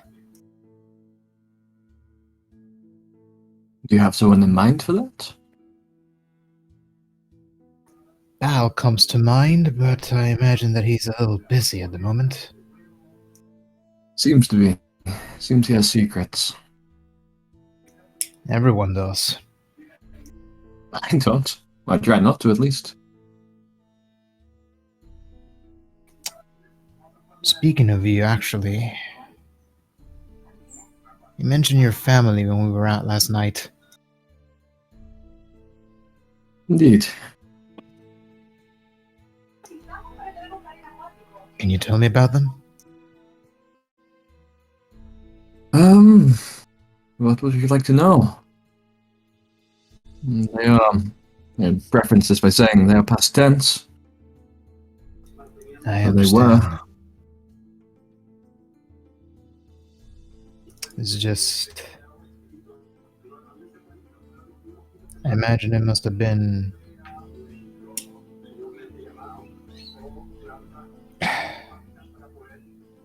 I'm sorry.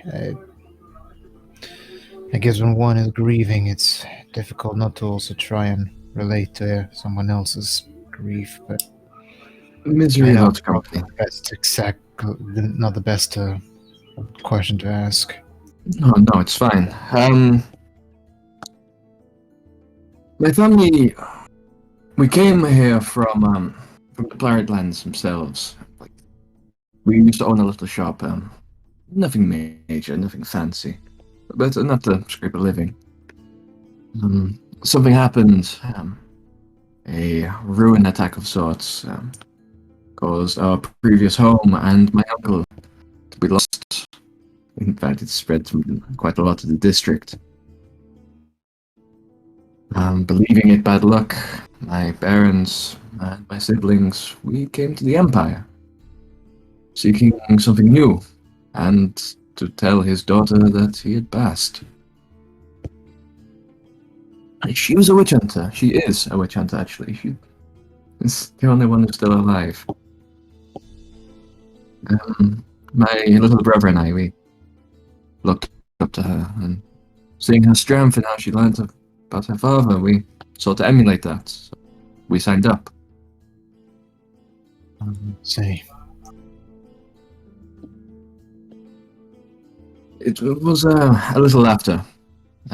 We'd been in the Order for a while now, completed our training. About 7 years, believe it or not. And I came home. Came to Xandar, came here. And I found my family in a similar situation. Our home on fire.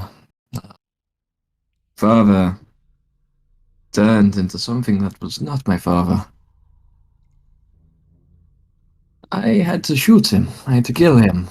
Burn down our house, and turn his corpse to ashes because he had become a monster. I'm sorry. It's alright. It sounds horrifying. It wasn't ideal. What was worse, it was only after I found it was my sister that caused it. It was her who killed my uncle, mutated my father. My brother and I went after her, and she mutated him. My mother stood to defend her, and so I had no choice. Your sister did all of that? My sister was a witch. I don't know for how long, but since she took that path, she stopped being my sister.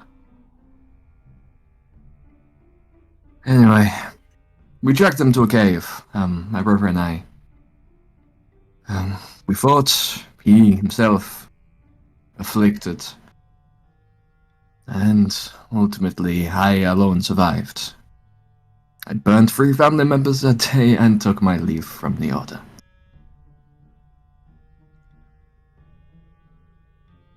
I don't think anyone could blame you for taking that time afterwards. It's difficult to believe in what you do when the people you're fighting to defend are your targets.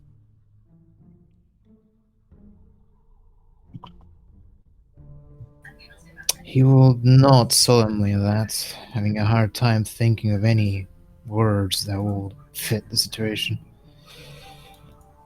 Oh. Thank you for opening up like that. Of course.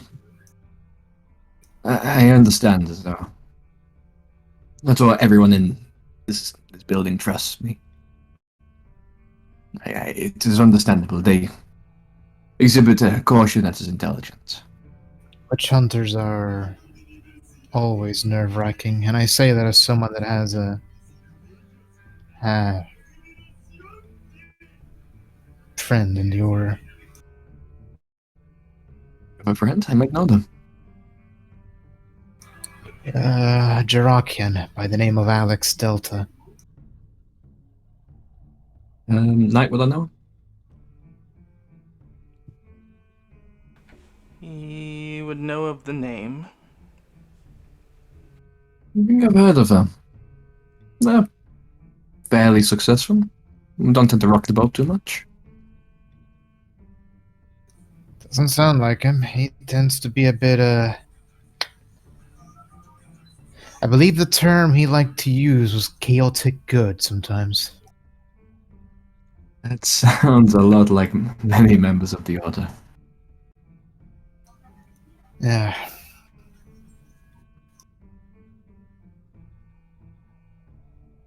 I'm sorry if sometimes it seems like I can't get that out of my mind, but you'll understand Grey Watchers and Witch Hunters tend to butt heads often. Oh, gosh. Do you know the history of your Order, mine? How they connect? Unfortunately, most of my studies were based on the present and not the past. The archaeologists created my Order initially to help monitor and contain things. Eventually, they deemed we were too heavy-handed, but at that point, we were free from their influence. So they created a new order to try and monitor and contain things. Mighty gestures at you. That became the Grey Watchers. The animosity between ourselves, it's like siblings. An older brother to a younger. Our parents thought, they could learn from the mistakes of the first and do right by the second, but ultimately they end up making the same mistakes. But we are left with a grudge against each other. I suppose it's inevitable in these situations. Unfortunately. But, soldier to soldier, bear you no ill will. I think that's the one thing I still can never get used to about these things. Much as I believe in the Grey Watcher's stated purpose, it's hard to not feel a bit horrified at the fact that no matter what we do, we always have to be disposable. It's the same where I'm from. It takes 5 years to train one of us, but only an instant, a moment, just to be lost. Well, I guess they lucked out with me. Most of my training was already done by the time I was in the order. In fact, I was more of a rescue than a trainee.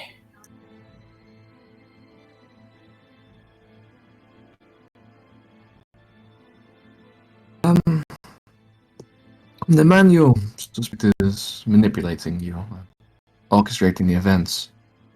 Is he the one that, they rescued you from? Not quite. Oh, sorry. You said they rescued me from. I thought you said that rescued me. Yes. I'm saying they saved you from him. Yes. I was,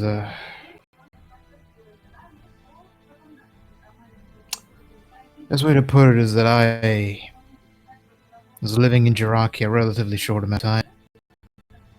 And Krov, he, I guess, saw some sort of potential in me. Took me away from my parents. They didn't particularly mind. They thought it was, at the end of the day, to make Jirakia proud. And, well, Jirakians don't tend to see each other as family so much as property, objects, something that can accrue a purpose.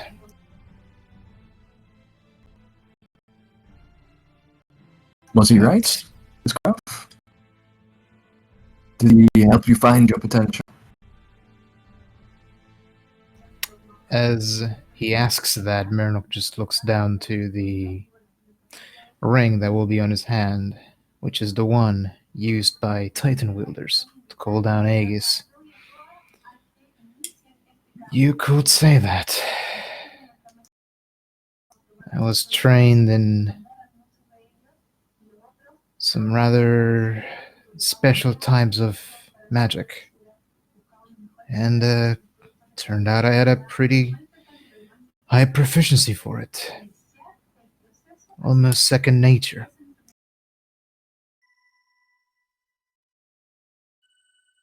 Then perhaps in some twisted way, it's lucky he found you. Your talent may have gone undiscovered. Not so lucky for the people he made me fight against eventually. He had you killed?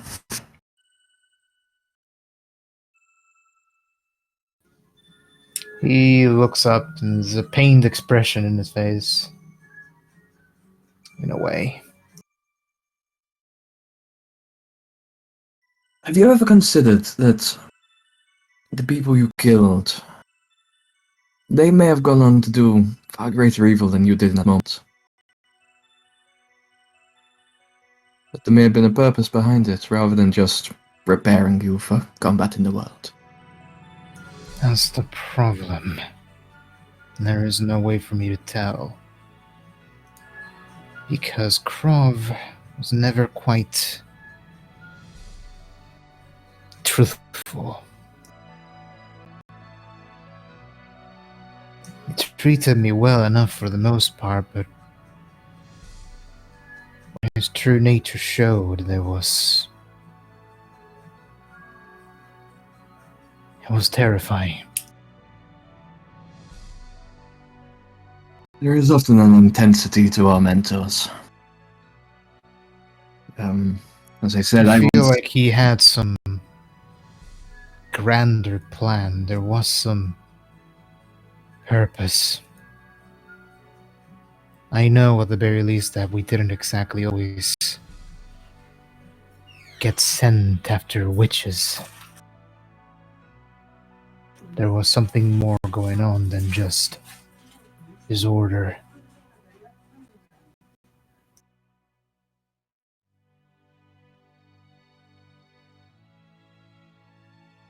One day, however, things went...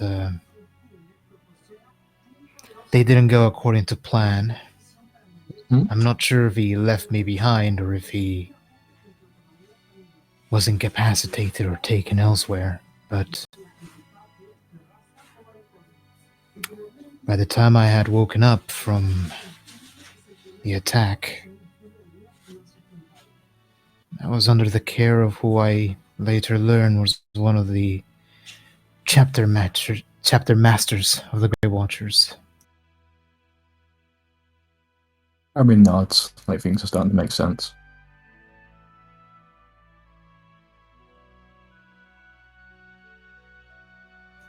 They took me in when they really didn't need to. As far as they could have told, I was a liability. I was dangerous. But they took me in. I don't understand some of the more broken parts of what had happened to me.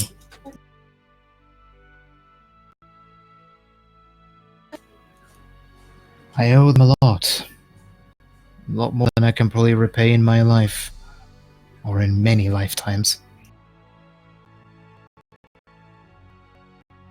Have you made a speak of this craft since he lost you? No, and in fact, I don't know where he ended up. Do you worry for him? It sounds as though he raised you. It's a lot better than the standard Jurankian family. That is technically true. I hate to admit it, but he's the closest I have to proper father. That only makes what he's done worse. As someone who's lost their father, it's difficult. They try and live up to our expectations, as we try and live up to theirs. Sadly, quite often, both fall short. But there's a bond that is unmistakable.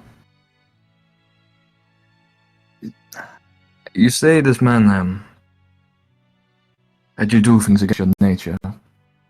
It sounds to me as if he was trying to unlock a deeper part of you.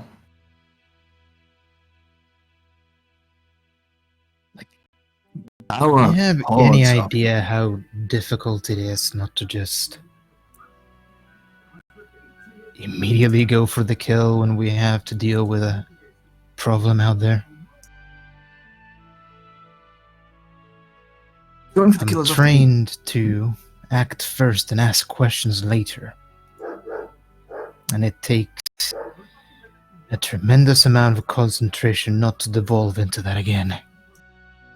He taught you to be decisive.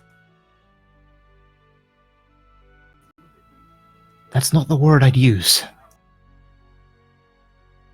I'd say it's closer to ruthlessness. To being merciless. Do you think the things we hunt would show mercy to us? I think the fact that we can show mercy and we choose to do so is what separates us from them, even if it sometimes plays against us. That's a good point.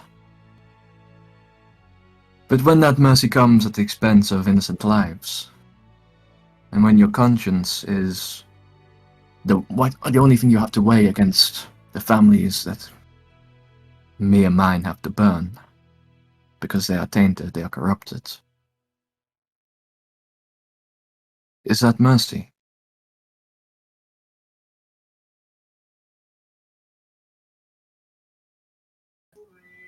I don't know. All I can try and do is do as best as I can in the situations that are presented to me. And just hope that the decisions don't come and take away my sleep at night. So long as we can sleep, that is all that matters. I mean, like, as say, I've only known you a short time, but I consider you a friend. As a friend, I offer you this advice. Do not give up on your father, even if it is an adopted one, even if he is cruel. It sounds to me as if he cares. And to find one who cares about you in this world is a rare thing. A caring parent wouldn't do the things he did, and for that matter, wouldn't have left me behind. Perhaps it was not his choice. Well, now he's apparently back, and he is doing things that are unspeakable. If I find him, there's only two ways this is ending. Either him locked somewhere dark and forgotten, or 6 feet underground. I'm hoping it'll be the former, but I won't shed a tear if it ends up being the latter. You would not offer redemption. Whatever redemption he can get, it has to be behind bars. What good can someone do behind bars? Sounds as though your mentor is a man of intelligence.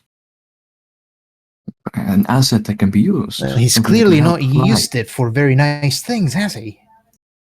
Perhaps What not. good is that intelligence if it's not measured with some humanity? Perhaps you need to give him the humanity.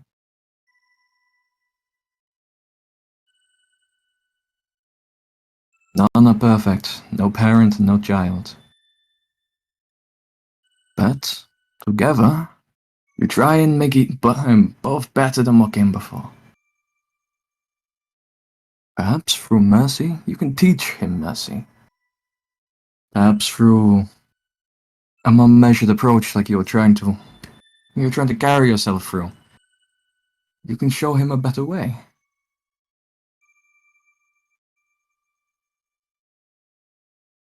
Perhaps with time, you can learn to forgive.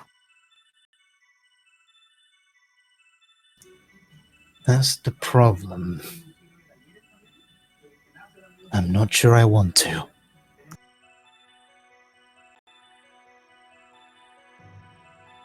Just kind of nods.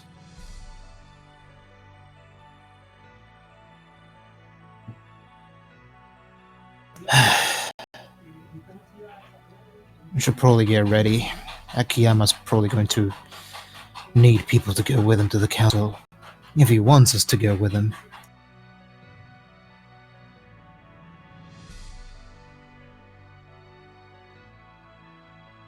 Of course. Can't help but wonder if it's not a trap, but even if it is, we don't exactly have much of a choice in the matter. No. And, let's see. Be careful, Madlock. I'd hate to lose you again. Likewise.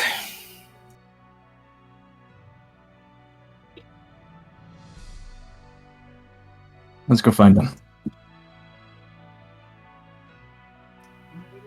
Yeah. He's still like every once in a while he will just check his temple again from that small pain that he had earlier. Although he just seems more like he's what's the word I'm looking for? You know, processing the stress of the situation entirely. If your head's hurting, I might have something for that. It's alright. It happens from time to time. Migraines and the like. Ends up happening when you're exposed to so much arcane material so often. I admit I tried to avoid it, so I would not know.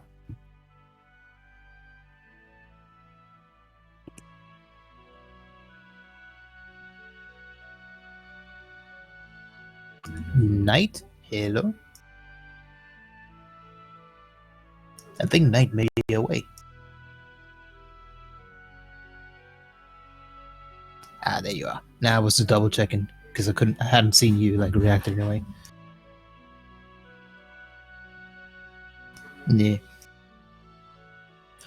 But with that, Marinok will just focus on trying to freshen himself up for a while. Because, truth be told, even after the morning, he still looks like death. And if they're going to deal with the council, or if they're going to have to deal with mastodons walking in, kinda has to look better than a hobo. Ira will begin like to go for his kit. He'll walk past and put a hand on me on my shoulder. Say, be careful with head wounds. Like, can't tell the others, but when my head Keep was my head on a hurting, swivel. I started hearing things, voices. Be careful. What did you hear? This shakes his head. Incoherent whispers. Nothing I feel I need to worry about, but I think they might worry. It raised an eyebrow at that, a little bit concerned, but if Ravi at the moment feels fine, to let it be. Fair At enough. the end of the day, the only physician is technically Akiyama, so I feel he doesn't trust me. But I'm saying I trust you, Manak. If something happens, Also, let me know. Because you seem a reasonable and, dare I say, honorable man. I know. I'm. You know what they call us Grey Watchers in some places? Go ahead. Tomb Raiders. Sounds about right. I just hate to admit it, but it's technically correct. Trust me, honor is not exactly something we care for. You care about what you do. You feel the consequence of your actions. To me, that is honor. I care about the end result. There's honor in that too.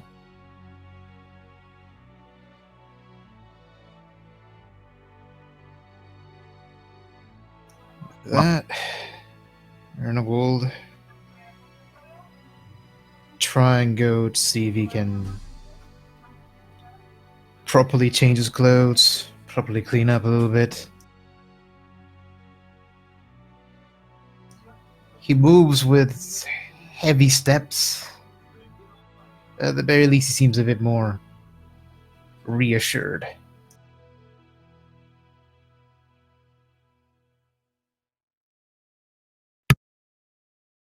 And Rabbi's gonna sit down on a pew and just like begin like cleaning his weapons. Like going through making sure the rifling's set.